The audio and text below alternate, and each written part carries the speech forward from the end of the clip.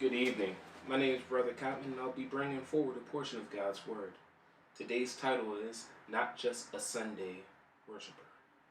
We'll be reading from the text of Mark, the 12th chapter, beginning at verse 41 and ending at verse 44. I'll be reading from the King James Version, and once again, the text will be coming from Mark, the 12th chapter, beginning at verses 41 and ending at verses 44. And the Bible reads, And Jesus sat over against the treasury, and behold, how the people cast money into the treasury, and many that were rich cast in much. And there came a certain poor widow, and she threw in 2 mites, which make a farthing. And he called unto him his disciples, and saith unto them, Verily I say unto you, that this poor widow hath cast more in than all they which have cast into the treasury. For all they did was cast in of their abundance, but she of her want did cast in all that she had, even all of her living. We'll be looking at those verses, and we're going to break those down and talk about those a bit.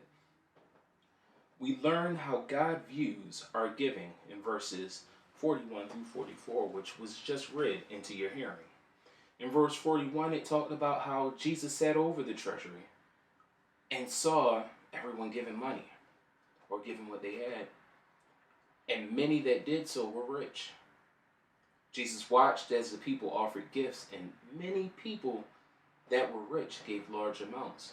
You have to think about it. If you have a large abundance, what's a large amount? To me, may not be a large amount to them. So if someone had $1 million, $1,000 would not really affect them. Me, on the other hand, $1,000 may be a significant amount. It's a large sum. In verse 42, we see they came a certain poor widow, and she threw in 2 mites, which make a farthing. A widow came and offered 2 mites. They didn't even add up to 1 cent. So her offering was small in amount compared to those who were offering large amounts. A mite was, if you think about it, less than a penny. I know people who won't even sit there and keep their pennies. They'll let the cashier or the clerk keep it for their change. A penny is not a significant amount to many, but someone who has nothing would value a penny. We do know that 100 pennies equal $1. This lady, she had offered 2 mites, and they didn't even equal a penny. So you could imagine how her offering would look compared to those who were offering a larger amount. In verse 43, it reads, And he called unto him his disciples, and saith unto them, Verily I say unto you, that this poor widow hath cast in more than they which have cast into the treasury. Jesus said that the widow's offering was worth more than anyone else had given. If I did a job and I had the option of being paid $1,000, like I gave in my example, or 2 mites, which were less than a penny, it's a no-brainer. I would pick the $1,000. However, to Jesus, it was worth more. The 2 mites were worth more than what the rich people who gave out of the abundance that they had gave. 2 mites, less than 1 cent.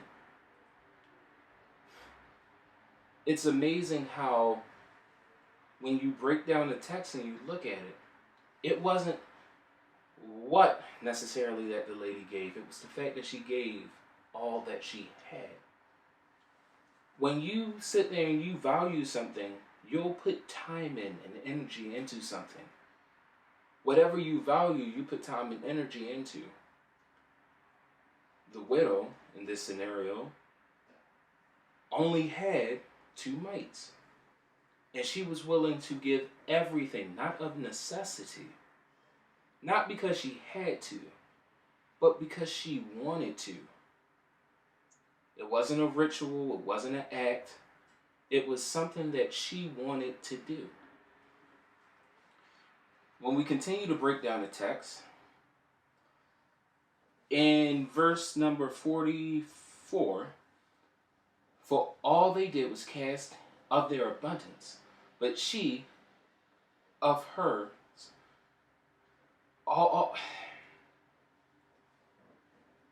she gave everything she had, even what she had to live off of.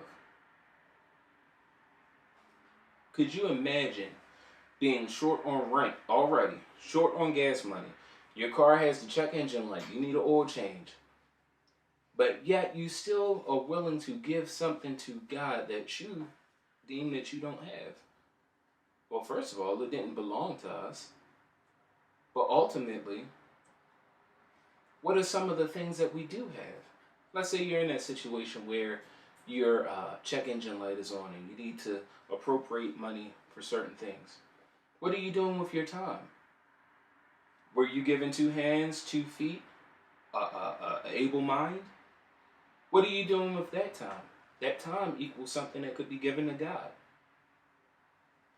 And arguably would be worth more to God than what you could give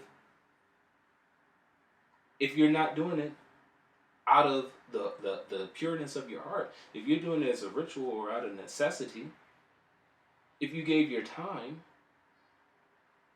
isn't that giving? Hey, thanks for checking out the Church of Christ at Northwest. We'd like for you to subscribe to our YouTube page as well as like our Facebook page. Today's lesson was titled Not a Sunday Worshiper. This is part 1 of a 3-part series. Hopefully you'll check out and enjoy the rest of the series.